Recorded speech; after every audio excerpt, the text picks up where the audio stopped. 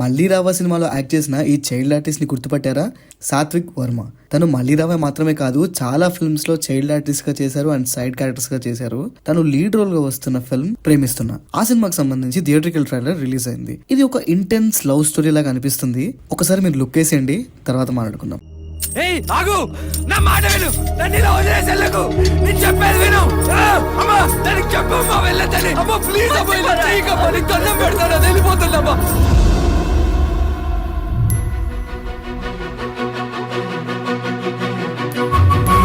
మిమ్మల్ని చూడగానే నచ్చేశారు.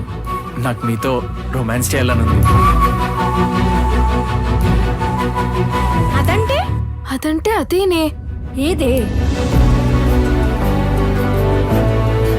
నాతో ఏదో చెయ్యాలన్నావుగా, నేను రెడీ.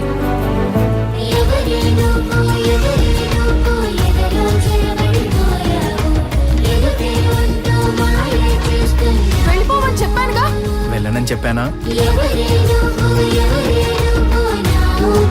కండిషన్ గుర్తుందిగా, లైఫ్ లో మళ్ళీ కనిపించకూడదు. పార్కులకి, సినిమాలకి, ఓయో రూములకి తిరగడం మీరు ప్రేమ అనుకుంటారా? కాలేయడం, చెయ్యడం, కుదిరితే ఇంకేదో చేయడం అది ప్రేమ కాదు. నాలా మర్చిపోకుండా బతకడం రా ప్రేమ అంటే.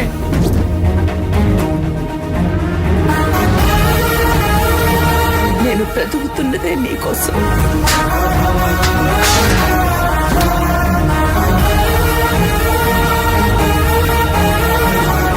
నాది కోరిక అయితే 1 కోటి మంది అమ్మాయిలు ఉన్నారు, కానీ నేను ఎవరిని అలా చూడలేదు.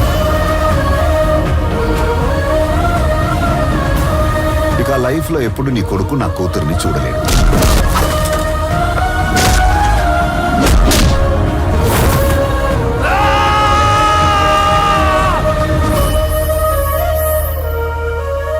తిను,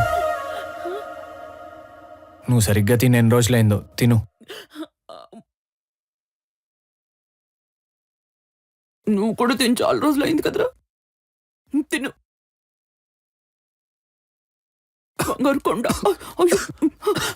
ముందు మంచి నేనేం పోన్లే, నా గురించి తలుచుకోవడానికి ఎలాగో ఎవరు లేరు.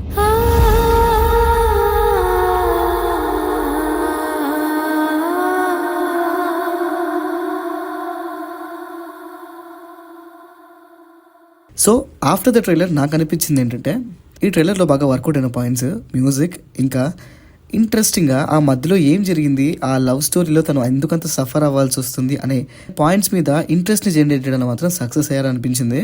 స్టార్టింగ్లో తను చైన్స్తో కట్టేసి ఉండడం, అమ్మ తనకి తినిపించే సీన్లో వాళ్ళ ఎక్స్ప్రెషన్స్, ఇవన్నీ చూస్తుంటే తన మానసిక పరిస్థితి చాలా బాగుండకపోగా తన బిహేవియర్ కూడా ఒక యానిమల్ బిహేవియర్ లాగా ఉంది. పాస్ట్ సీన్స్ చూపిస్తున్నప్పుడు సటిల్గా కనిపిస్తున్నారు. సో అంత దారుణమైన చేంజ్కి కారణం ఏమై ఉంటుంది అనే పాయింట్ మాత్రం మంచి క్యూరియాసిటీని జనరేట్ చేస్తుంది. సో ఐ హోప్ ఒక రెగ్యులర్ ఫిల్మ్ లాగా కాకుండా ఈ పాయింట్ని ప్రాపర్గా డీల్ చేస్తే ఖచ్చితంగా మంచి సినిమా అవుతుంది. యాక్టింగ్ వైజ్గా కూడా సాత్విక్ పర్ఫార్మెన్స్ చాలా మంచిగా అనిపిస్తుంది. రామ్ కామ్స్ బాగా వర్కౌట్ అవుతున్న టైంలో కూడా ఈ కైండ్ ఆఫ్ కాన్సెప్ట్తో వస్తున్నారంటే ఖచ్చితంగా జెన్యూన్ అటెంప్ట్ అయి ఉండాలి. లవ్ అండ్ లస్ట్ అనే పాయింట్ మీద ఈ సినిమా రన్ అవుతుందనే విషయం అర్థమవుతుంది. ట్రైలర్ అయితే హుకింగ్గా, గ్రిప్పింగ్గానే ఉంది. మ్యూజిక్ చాలా క్రూషియల్ రోల్ ప్లే చేసిందని చెప్పొచ్చు. సో చూద్దాం, సినిమా November 7th రిలీజ్ అవుతుంది. రివ్యూ కూడా ఇచ్చేద్దాం, ఆ రోజు మాట్లాడుకుందాం. This is Pranav signing off team cinema.